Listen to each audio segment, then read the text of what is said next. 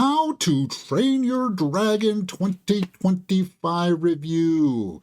Guys, I saw the original film from DreamWorks there, and I gotta say that I like this. Now, as far as live action remakes have been going, it hasn't been so well, but this one delivers. And when I saw the trailers for this, I was a little apprehensive because we've had kind of like a bad track record of these things, but they've got really good casting, and the pacing of this, the look of this, was actually pretty breathtaking at times. I was like really impressed how well they were able to pull this off. Now, I like this movie.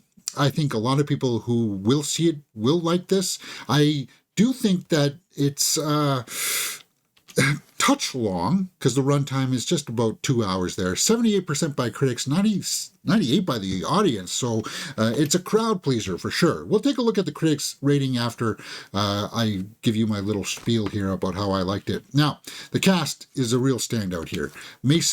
Thames, this guy right here, is our lead. He plays Hiccup, and he is fantastic.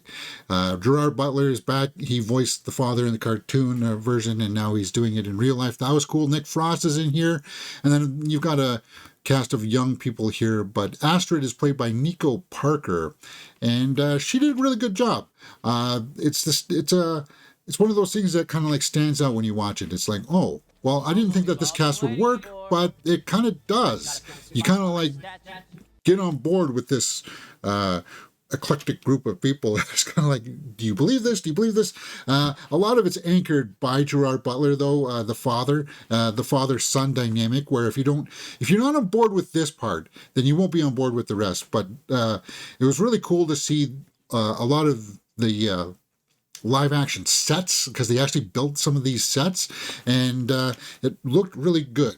I was pleasantly surprised. So, that being said, let's go over to my score sheet and start filling out some numbers here before we get into a little bit of the nuance here.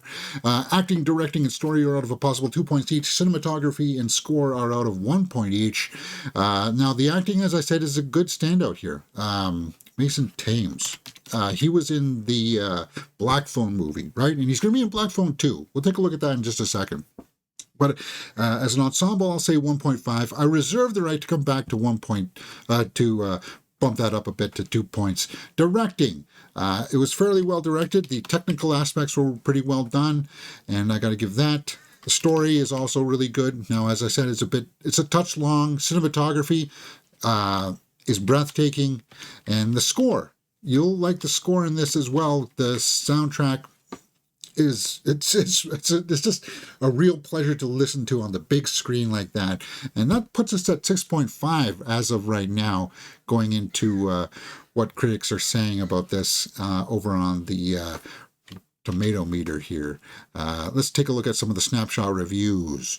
The Atlantic. To my own surprise, I like the new version of How to Train Your Dragon about as much as I do its ancestor. Both, to me, are above average bits of children's entertainment that struggle with the same problems. Yeah, it has the same message, obviously, but it's kind of like a good message of expectations from your parents and stuff like that, with this kind of backbone of a mythical land with dragons in it and stuff. So I liked it. So somebody who didn't like it, Sydney Morning Herald. What's the point of going from animation to live action if not to bring the story closer to the real world? Well, okay. Let's address that just for a quick second here. There is something that I said coming out of the last live action remake there. What was it, Snow White? No, that one was not good. But if you took this material and you actually made it look like a little bit real, lived in, I would agree that perhaps there's something a little too clean about the costumes. It doesn't look like this person has been wearing this day in, day out, right? Which they would have been. Like if you made it a little bit dirtier, a little bit grittier. But the costumes look great. The locations look great.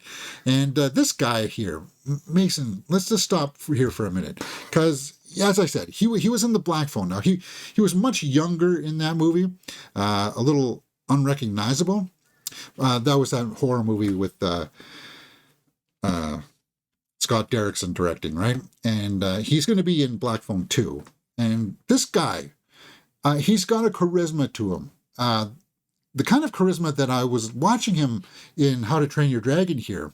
And I'm like, this guy, he's got the it factor, the kind of factor that a young Harrison Ford had, right? You look at him and it's like, oh, this guy's got it, right? A young Jeff Bridges kind of thing, where it's just kind of like, okay, whatever he's doing, I'm locked in. I want to see whatever he's up to, right? And it's going to be the same for this guy. Like I was getting Andrew Garfield vibes from him for some reason. He's going to be big, and I would keep my eye on this guy because he seems to be like versatile too. He can do something like this, and then yes, later on this year we're going to see him in the Black Phone, where he's going to be taking on ghostly Ethan Hawke again, and I'm looking forward to that. So the presence in this film is good. The CGI dragon also, Toothless. I thought it married very well with the background, and there's a big kaiju sequence towards the end, if you know that. But like, you just like totally sucked into this world, and I was mesmerized. I got to admit, I was mesmerized by the visuals of How to Train Your Dragon. I came out of this going, that's good. Now I want to see the sequel, right? Okay, so what were the audience members saying about this? What were the audience members saying of, because we know it's going to be higher. Best live action, hands down, Bailey says. Best live action adaptation to the screen, saw in 4DX. It was a thrill, yeah. I saw it on a big screen. I didn't see it in the IMAX, but I saw it on the big screen for sure. This was a perfect transition from animation to live action. Kindergartner I was with was mesmerized. I love it. See, there you go. It's just breathtaking, the visuals. And for me, I found it really cool that Gerard Butler got like another crack at this, of like bringing this character to life for real. And I like, he plays the father, right? I just thought this dynamic here was it's what sold it for me, because it's like this parent has this expectation, and I was like, oh yeah, no, that was what really hammered home in the animated version as well. And I think if you're expecting that, this movie will deliver. As I said, the minor thing here is that it's just a touch long. So let's wrap up my score sheet here and see where I sit for How to Train Your Dragon, with the watchability factor out of 2 possible points.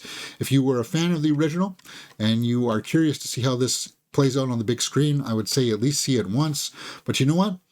I would even see it again. I would. 8 out of 10 for How to Train Your Dragon. It's about right. I could maybe bump up acting to 2 points, but I think I feel very fine with an 8 out of 10 for How to Train Your Dragon. Let me know what you guys thought when you saw it in the theaters. Were you mesmerized as well? Because I certainly was.